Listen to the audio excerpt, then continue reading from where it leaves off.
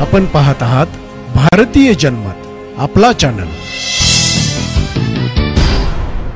नमस्कार, मी मानसी धामणसकर। आपण पाहत आहात भारतीय जनमत न्यूज। नजर टाकूया त्याच्या ठळक घडामोडींवर। राज्याचे माजी पोलीस महासंचालक संजय पांडे यांच्यासह 7 जणांविरोधात खंडणीच्या आरोपाखाली गुन्हा दाखल करण्यात आला आहे।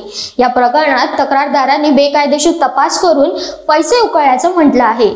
गुन्हा मे 2021 ते 30 जून 2024 या कालावधीत घडल्याचं स्पष्ट झालं आहे।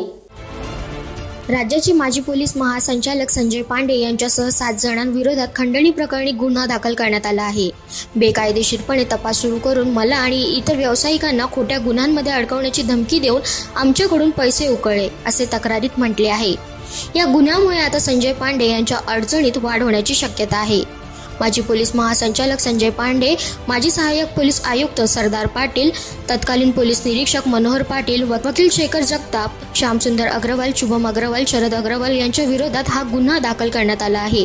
मे 2021 ते 30 जून 2024 या कालावधीत हा गुन्हा घडल्याचे तक्रारीत म्हटले आहे। त्यामुळे या प्रकरणी भारतीय दंड संहितेच्या कलमांतर्गत गुन्हा दाखल करण्यात आला आहे।